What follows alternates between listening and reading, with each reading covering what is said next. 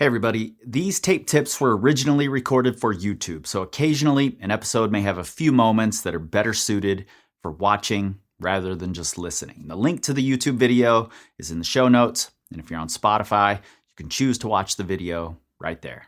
Thanks.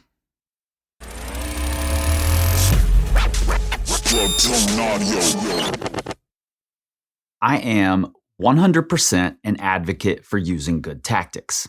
Always. In fact, I'd say most people don't use good tactics often enough. And I'd go as far as to say that most of you could send more things if you just use some basic tactics. However, it's entirely possible to learn the power of a good tactical approach and then overdo it, applying it to every situation and actually slowing down your sins. What you should have done, instead of employing more tactics, is try really effing hard, and then you might have gotten the project done weeks earlier.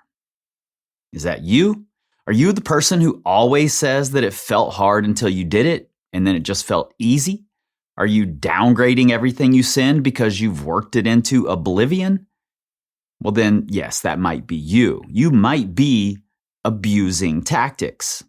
Or maybe a better way to look at it would be that you're actually skipping the absolute most important tactic of all.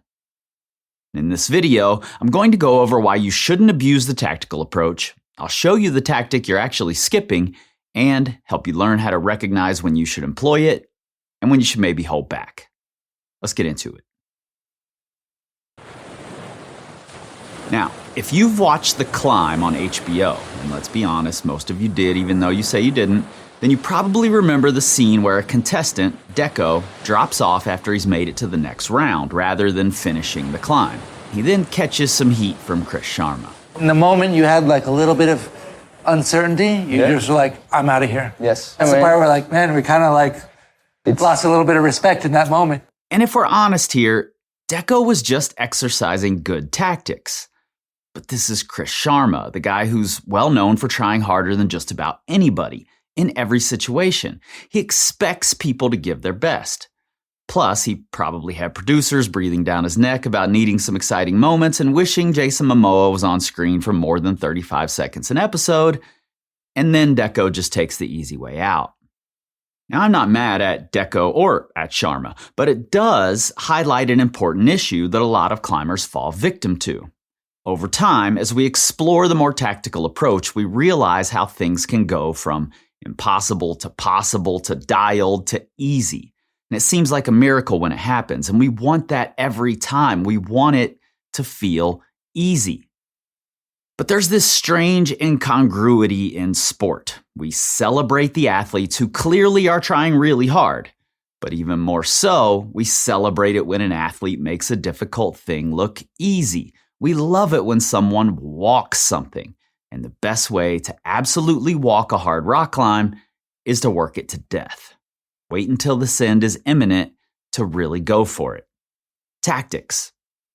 But is that really a good thing? Sometimes, sure. But saving your top-level effort for only sending means that either you're rarely giving it your all, or you aren't climbing things that are actually very hard for you. There's a good balance somewhere in the middle between an all-out, scrappy effort and a worked-into submission send. If you can find it, you'll send more things faster and you'll get better at climbing, not just better at applying tactics. How do we find that balance? Age-old question, right? Do I look for better beta or just try to do it? More links or start making red point attempts? Do I try hard now and potentially waste energy, or do I keep working it in hopes of finding an easier method? The answer to all of these questions really is both. You do both. You can do both. It's not an either-or issue. Here's the key. You need to look at red point attempts or hard send efforts as testing your theory. You think that maybe you should go ahead and try it from the ground? Well, test your theory. Give it a good, honest effort. If you don't send, it's likely that something will be illuminated. A sequence that's too hard on the go, a rest stance that just isn't restful yet, a missing foot move that you hadn't quite connected yet but forgot about. trying hard, if you can do it honestly, will highlight where you aren't ready, where your theory still needs more work. Now, side note here, if you aren't sure if you really try as hard as you could, and let's be honest, most of us don't, my new Try Hard Toolkit can help you learn how. It's entirely free, 1-hour video series that'll help you learn what both science and experience say about how we can access our top levels of effort. The link is in your show notes. Now, once you've tested your theory and you've come up short, then you can go back to that tactical approach. Address the things that were highlighted when testing your theory. Be systematic about it. And when you've checked those boxes, whatever they are, better beta, learning a rest stance, that missing foot move, whatever, test your theory again. Whenever I hear climbers talk about the red point process, they do so as if it's a linear thing. You learn the moves, you link the sequences, you start giving send attempts, and continue until you just do the thing. And that's a nice idea, but it doesn't always work that way, particularly if you're climbing on something that's near your upper limits. In those scenarios, you might have to give send attempts and then rewind to an earlier point in the process, even all the way to learning how to do moves a different way. And you might do that multiple times throughout the entire process. So, if you plan for that, by knowing that you're going to develop a theory and then test it, then fix those issues and test again, you'll already have a head start into how the process actually works. And this can help you in 2 different ways. First, if you're the type who rushes into the send attempts and then spends the next 30 tries falling off of the same move, you'll already have the framework in place to help you reverse back to an earlier step, work the thing out, and you'll likely send faster. Or, let's say you're the type of climber who's done the moves and the links and want to do bigger links and every possible overlapping link and then try alternate beta and a slight knee shift at the rest stance so you can get 1% more back, all before you start from the ground with intention to send. Instead of doing that, if you plan to regularly test your theories, once a session or once every 2 or 3 sessions, you might find that you send much sooner than you thought you could.